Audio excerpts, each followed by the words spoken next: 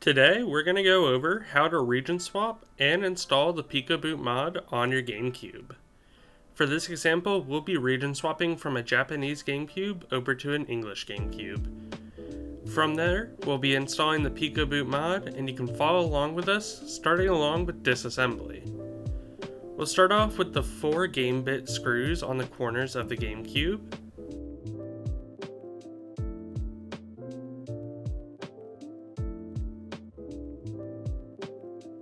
Now, we can go ahead and flip the console over before we take the top lid off. If you notice, someone else has already been in this Gamecube before. The fan was unplugged. But that's no biggie, we'll re-plug it in when we reassemble the console. Next up, let's disconnect the controller ports.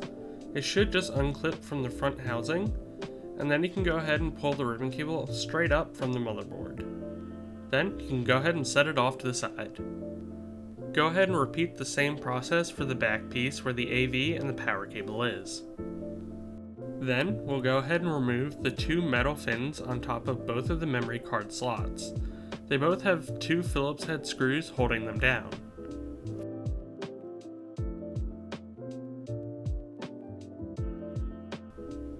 Then, we're going to go ahead and remove the fan assembly.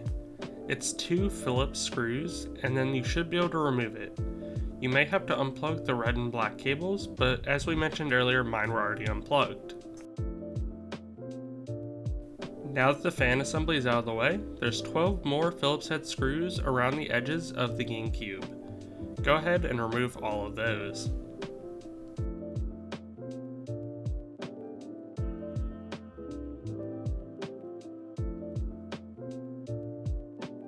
With all those screws removed, we can go ahead and remove the disk drive assembly. All you have to do is grab it from both sides and pull up gently. You should feel the connector release and then it'll lift away. Now we can see the motherboard and the heatsink. We're going to go ahead and remove the heatsink because we'll need to get access to the resistors underneath as well as other points for the mods that we're going to be doing. It should just be 6 Phillips head screws to remove the heatsink. From there, you can go ahead and wiggle the heatsink off. If it doesn't come off, then you may have to put the Gamecube back together just enough to run it for 5 minutes and allow the CPU to heat up the thermal pads. From there, this heatsink should just wiggle off easily.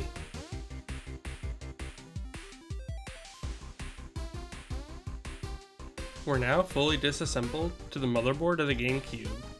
Let's go ahead and jump right into the region switching.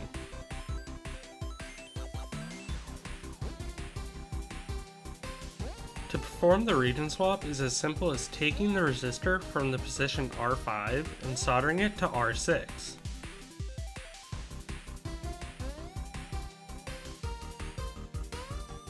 Just like that, you have a Gamecube that will play US games, as well as display text in English. The first step of a PicoBoot install is to actually install the firmware onto the chip. To do that, we'll hold the button while we plug in our USB cable. This will allow us to install the firmware by simply dragging it into the file folder that appears.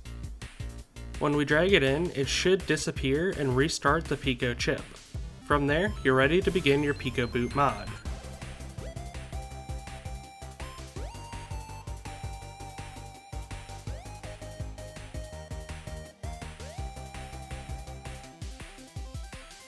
To start off, let's solder the wires to the same points in the wiring diagram.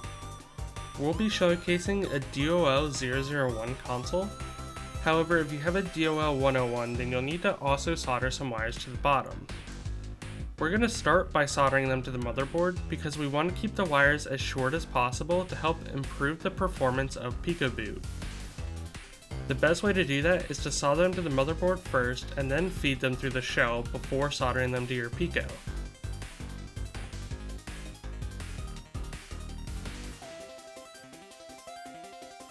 Once we have all the wires soldered, we can go ahead and start to reassemble the console up until the point of the fan assembly.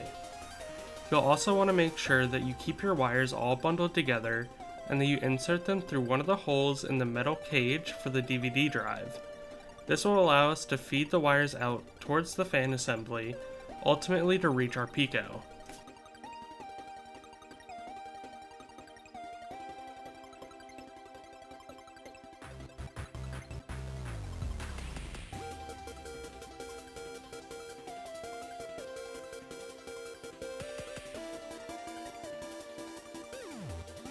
Once you're at this point, you can begin to reassemble the Gamecube up until you have the fan assembly attached. This is where you'll need to come up with a way to mount your Pico. We'll be using a 3D printed mount that just holds our Pico vertically in the console. Once you have your Pico mounted, you'll then have to begin to solder the wires according to the install guide. Follow the on-screen pictures for where to solder your wires. The only difference is we use the top ground point on the right side of the Pico instead of the bottom. We did this because of the Pico mount. If we soldered the wire to the bottom, it wouldn't be able to fit inside of the Pico mount. Installing PicoBoot into a 101 version console is nearly the exact same. The only difference is that 2 of our wires are going to go to the bottom of the motherboard versus the top. The rest of the install is nearly the exact same.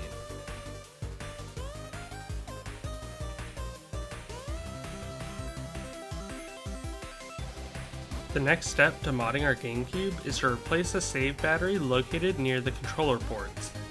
This is because the Gamecube uses this battery for a lot of its internal functions as well as for the default storage for certain homebrews like the Swiss homebrew.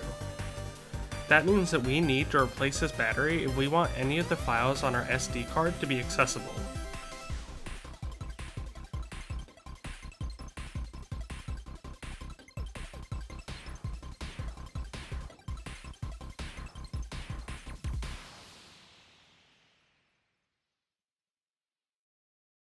Next up, we have file storage options. Depending which model you have, this will determine which version of file storage you can use.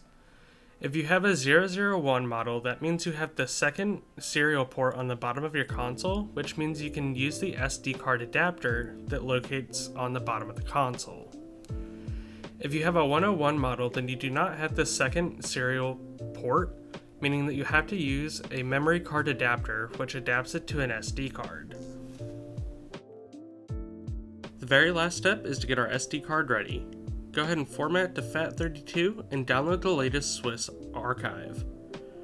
Go ahead and extract it, and from there you can go ahead and copy all those folders onto the root of your SD card.